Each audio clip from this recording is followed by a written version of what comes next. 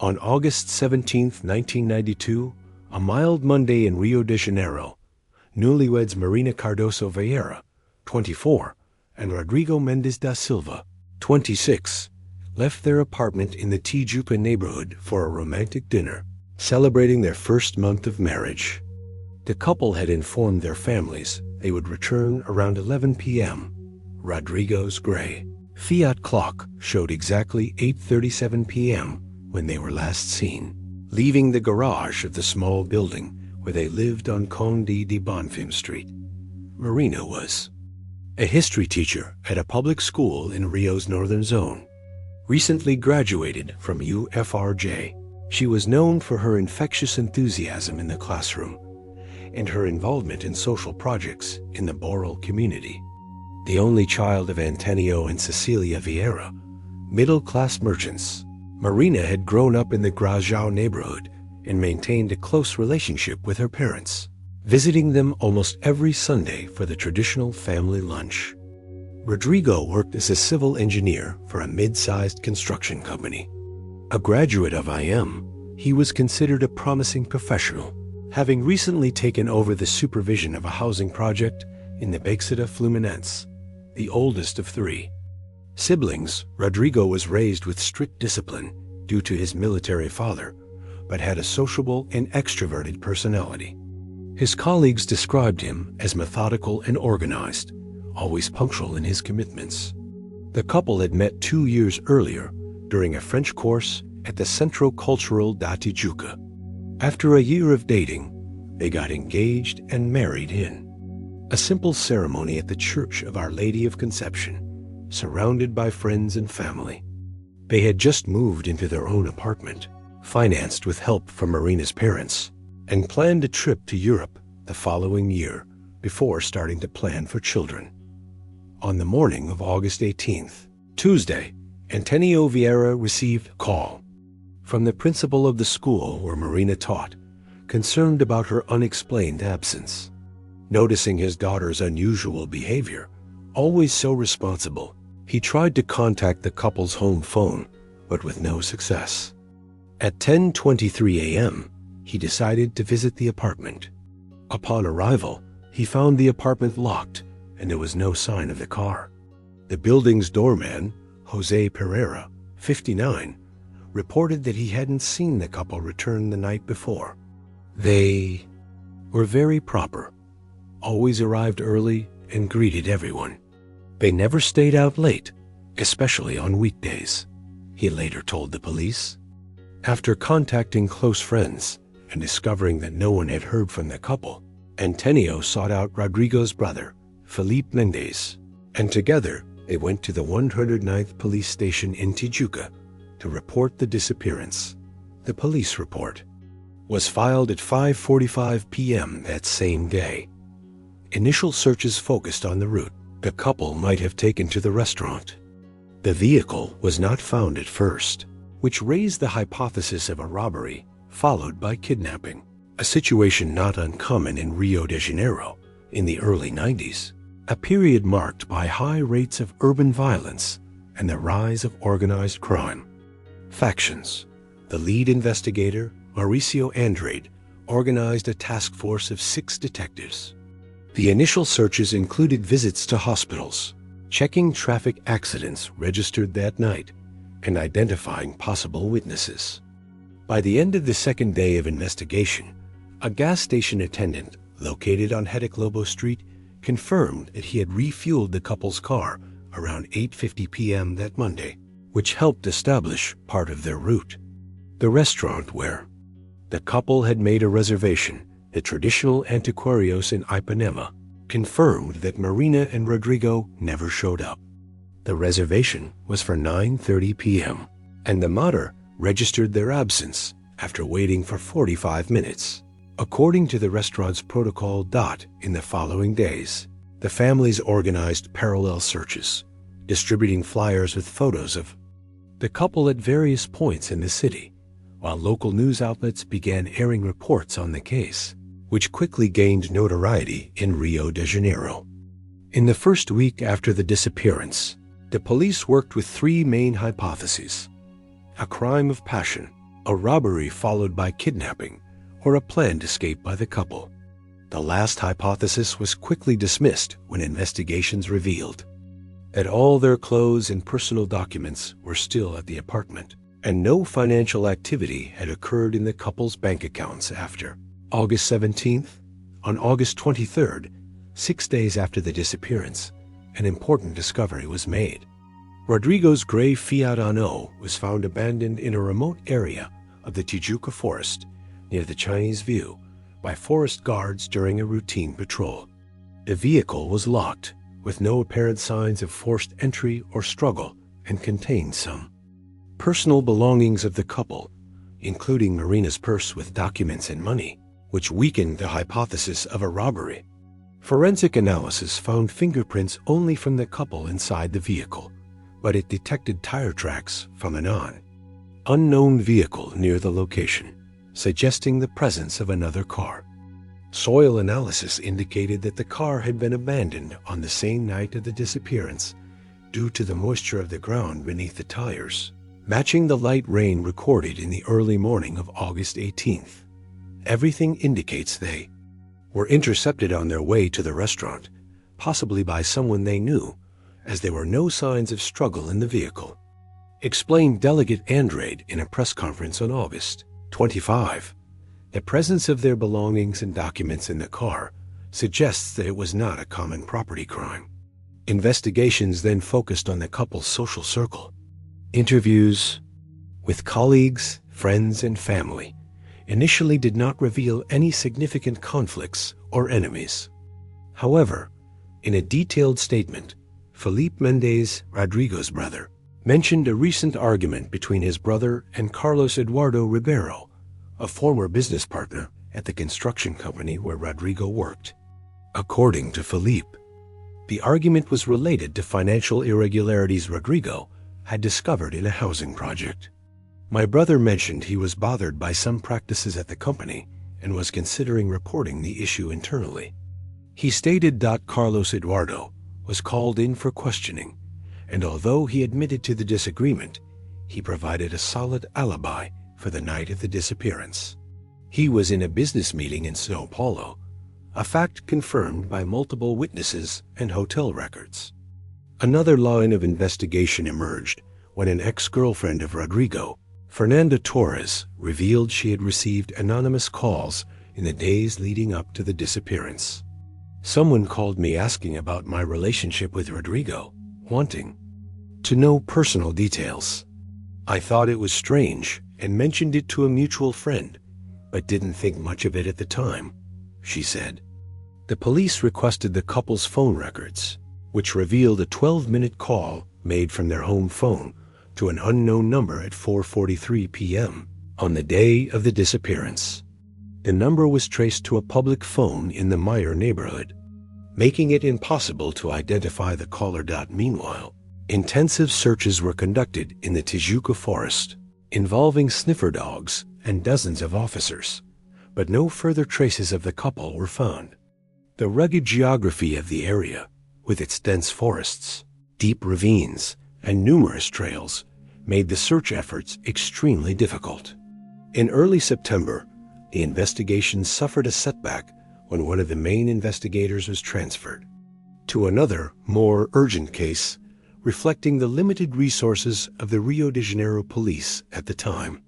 The case remained under the responsibility of Delegate Andrade, but with a reduced team. 3 months after the disappearance, a seemingly promising lead emerged.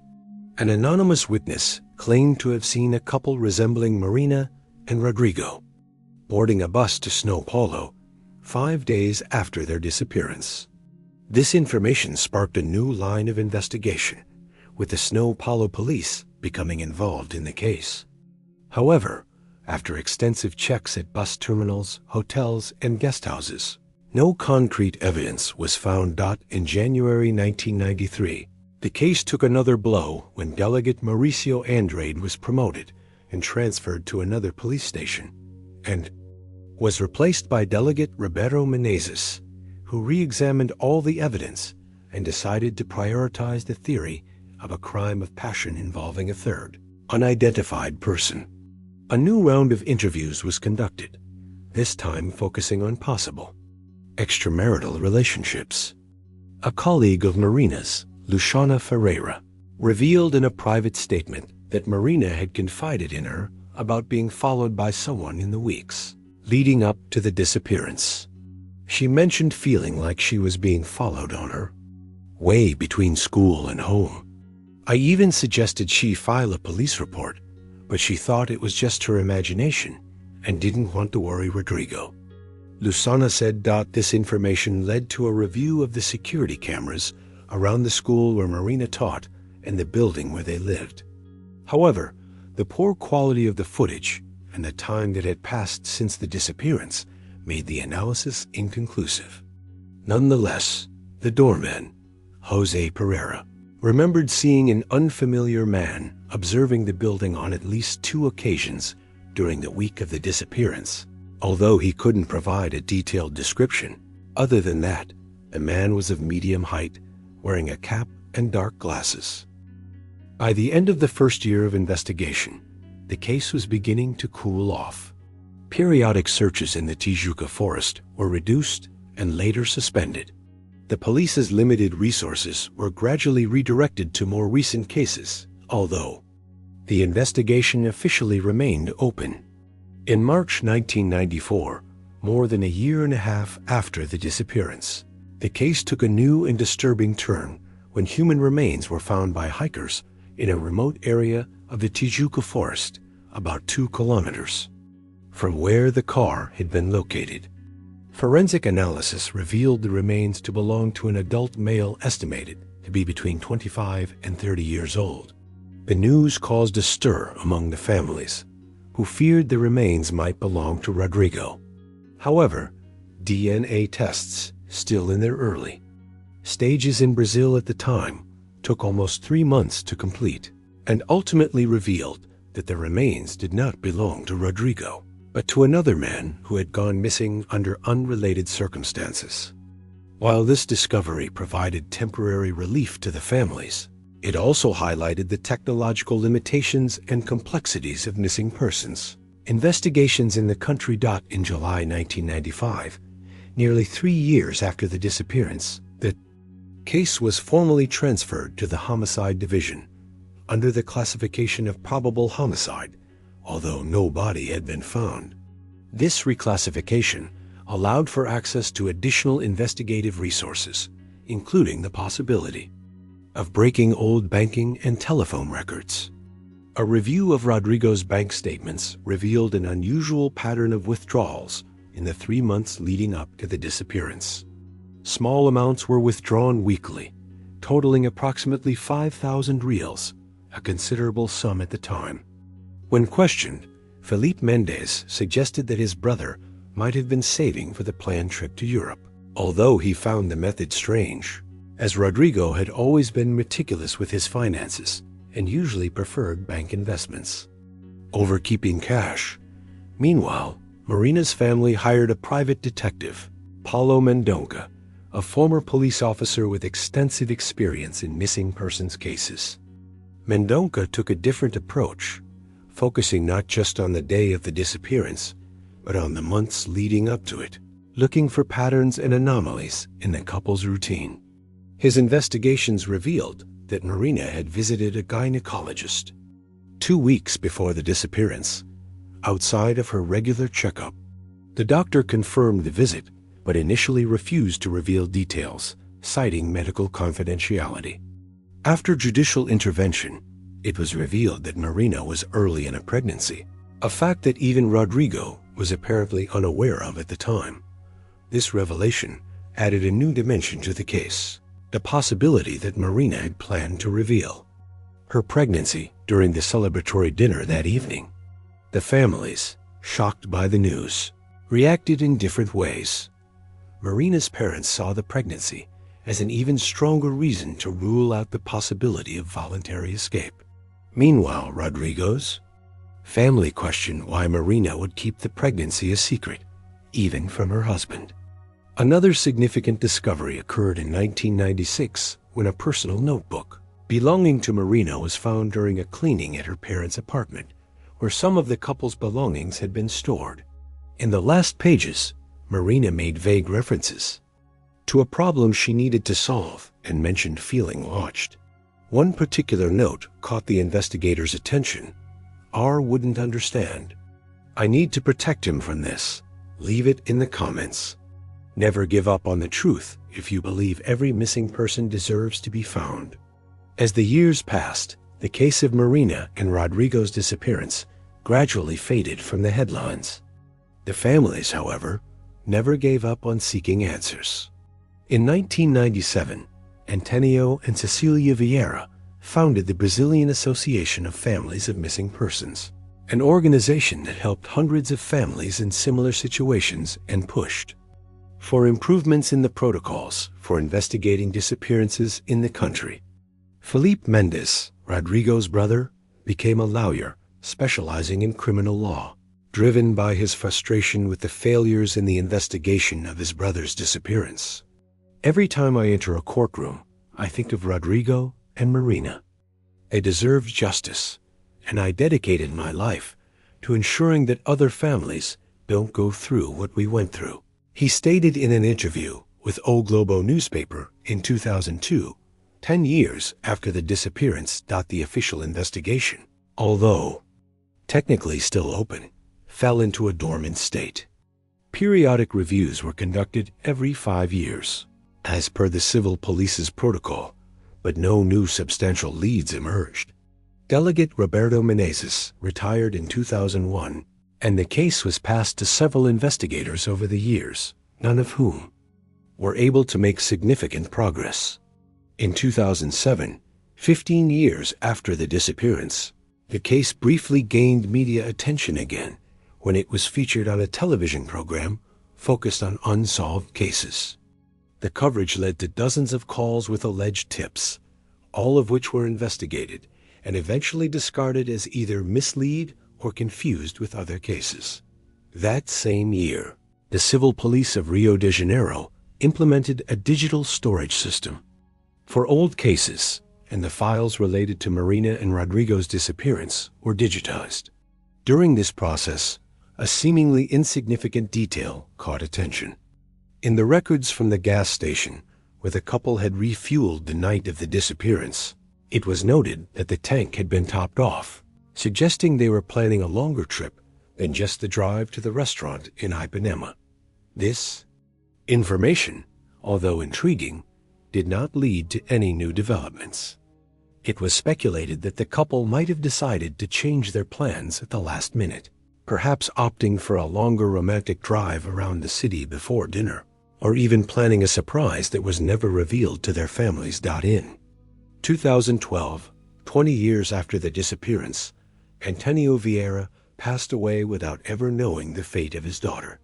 Cecilia, then 67, continued to lead the association, becoming a respected figure in activism for the rights of families of missing persons.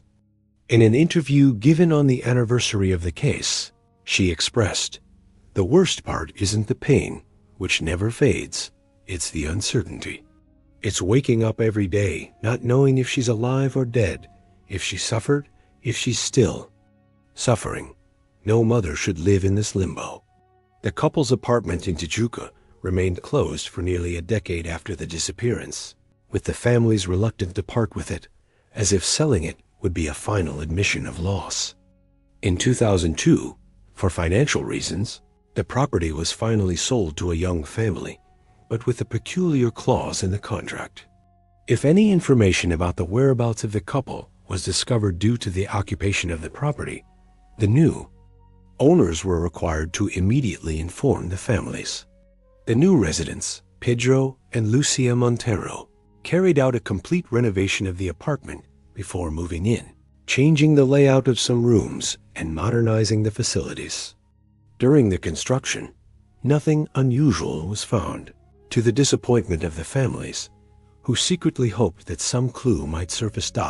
In 2015, 23 years after the disappearance, a new DNA analysis technology allowed the re-examination of evidence collected from the abandoned car. Small blood samples initially considered insufficient for analysis in the 90s, were identified as belonging to a third person, neither Marina nor Rodrigo. However, the genetic profile did not match any records in the police database, representing another dead end in the investigation. The years continued to pass, and the case of the missing couple became a sort of urban legend in Rio de Janeiro, frequently mentioned in discussions about unsolved crimes.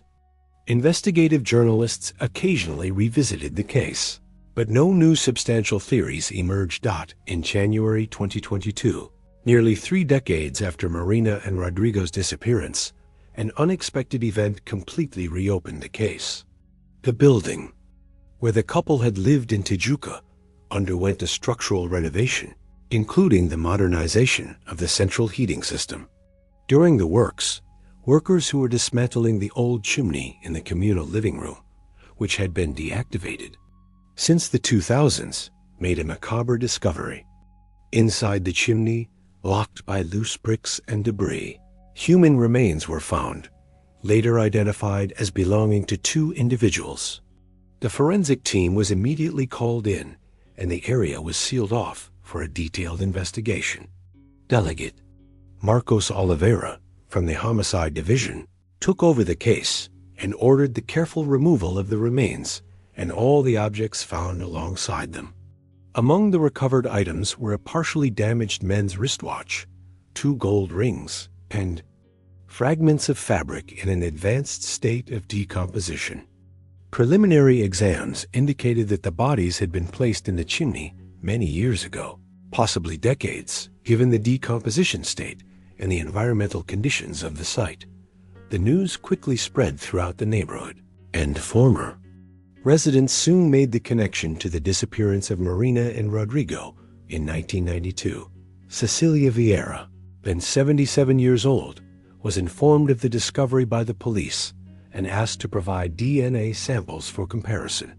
Felipe Mendez, Rodrigo's brother, also contributed genetic material. The forensic identification process was expedited, considering the historical significance of the case. On February 20, 2022, the results confirmed what many had already suspected. The remains belonged to Marina Cardoso Vieira and Rodrigo Mendes da Silva, who had disappeared on August 17, 1992. The news caused national shock, bringing back to the headlines a case that had deeply marked Rio de Janeiro society in the early 90s. The forensic analysis revealed disturbing details.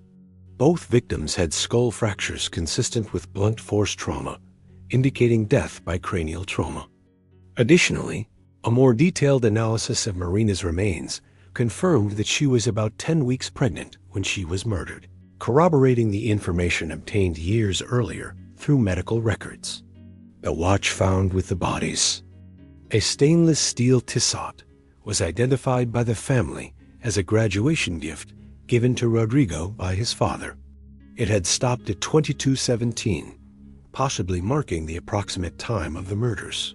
The rings were recognized as the couple's wedding bands. Of the most intriguing aspects of the discovery was the location of the bodies. The chimney did not belong to the couple's apartment, but rather to a communal area of the building, a rarely used space at the time, located on the ground floor. This detail raised questions about how the bodies were transported there without being noticed. Jose Pereira, the former doorman of the building, who passed away in 2018, had mentioned in his initial statements that he conducted periodic rounds throughout the building, including the communal room. However, upon reviewing the records, investigators discovered that on Monday nights, he would take a longer break for dinner between 9:30 p.m. and 10:30 p.m., creating a window of opportunity for someone familiar with the building's routine. Delegate Oliveira ordered a thorough investigation into the records of all the residents and staff of the building in 1992. Among the archived documents, a crucial piece of information was found. 3 months before the disappearance, the building's superintendent had hired a company to maintain the heating system, including an inspection of the chimney. The company, Aquacidores Cariocas Lida, no longer existed, but the records indicated that the technician responsible for the service was a man named Paulo Roberto Machado, who was 32 years old at the time. Curiously, the same name appeared twice in the building's visitor log during the week of the disappearance, including on the afternoon of August 17th, supposedly for a routine inspection. The investigation then focused on locating Paulo Roberto Machado, a task that proved challenging after so many years. Records indicated that he had left Rio de Janeiro in 1993 and moved to the interior of Minas Gerais. After weeks of searching, the police located him in Uberlândia, where he lived, under the name Roberto Paulo Santos, working as a maintenance technician at a hotel. Confronted with the evidence, Paulo Roberto initially denied any involvement. However, when presented with the possibility of a DNA test to compare with the unidentified genetic material found in the couple's car in 1992, he finally confessed to the crime. His recorded video confession, transcribed into over 40 pages, revealed a disturbing story of obsession and violence. Paulo Roberto had met Marina 3 months before her marriage, during the maintenance of the heating system in the building. According to him, he developed an instant passion when she kindly offered him a coffee while he was working in the building. Over the following months, he began to follow her discreetly, observing her routine and gathering information about her life. He discovered she was engaged to Rodrigo and that they were about to marry, but he nurtured the fantasy that she was unhappy in the relationship and would eventually notice him. I saw her every day leaving for work, always smiling at everyone. I thought that smile was special for me. He confessed in his statement. When he found out that she had married, something inside him broke. On the night of August 17, 1992, Paulo Roberto returned to the building under the pretense of a routine inspection. Knowing the doorman's schedule, he waited in the lobby until he saw the couple leave for dinner. Instead of approaching Marina on the street, as he had originally planned, he decided to enter the apartment using a copy of the key he had secretly made during his previous visits. His plan was to confront Marina when the couple returned, but things took an unexpected turn. Hiding in the apartment, he found a positive pregnancy test in the bathroom, which intensified his anger and desperation. When the couple returned earlier than he expected, apparently having forgotten their restaurant reservation and coming back to get the confirmation card, Paulo Roberto panicked. Confronted by Rodrigo when he was discovered in the apartment, Paulo Roberto attacked him with a tool from his work bag. Marina tried to intervene and was also assaulted. According to his confession, he didn't intend to kill them, but he lost control when he saw Marina defending her husband. Realizing the gravity of what he had done, Paulo Roberto needed to get rid of the bodies. Familiar with the building due to his previous work, he remembered the deactivated chimney in the communal room. During the window of time when he knew the doorman would be having dinner, he transported the bodies to the ground floor using the service elevator, which was rarely used at that hour. It all happened very quickly. I wasn't thinking clearly. I knew no one used that room, let alone the chimney. The chimney was wide enough, and I was sure no one would check it. He confessed that after hiding the bodies, Paulo Roberto used Rodrigo's car to drive away from the scene, abandoning it in the Tijuca forest to mislead the investigation. He returned to the building the next morning, again as a technician, to check if he had left any evidence and to clean any traces from the couple's apartment. 2 weeks later, he quit the company and left Rio de Janeiro. Paulo Roberto Machado's confession officially closed the mystery that had lasted for almost 3 decades. He was charged with double homicide, corpse concealment, and other related crimes. Despite the time that had passed, there was no statute of limitations for the homicides due to their classification as heinous crimes under Brazilian law. For Cecilia Vieira, the resolution brought a mixture of relief and renewed pain. Finally, I can say a dignified goodbye to my daughter and to the grandson I never knew. The pain never goes away, but at least now I know what happened, she said in an interview. Felipe Mendez, Rodrigo's brother, expressed similar feelings. For nearly 30 years, we lived with ghosts and unanswered questions. Now we can finally bury our dead and begin the true mourning process that was denied to us for so long. The case sparked widespread discussion about the protocols for investigating disappearances in Brazil.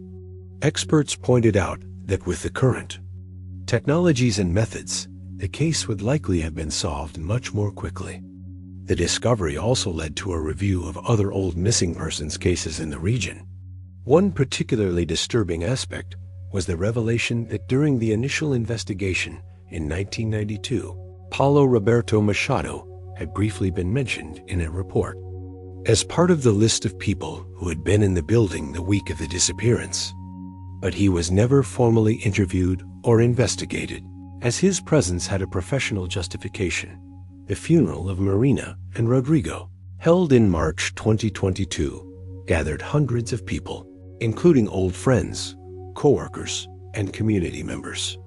The Brazilian Association of Families of Missing Persons, founded by Antonio and Cecilia Vieira, organized a vigil in memory not only of the couple, but of all those who remain missing in the country. If you've watched until now, it's because you care about these cases that mark families forever. Leave a comment saying, "I watched until here so I can get to know you and see who truly cares about the search for truth." Don't forget to subscribe to the channel, leave a like, and share this video so that more people can learn about this story, and reflect on the importance of never giving up on finding answers for those who have disappeared.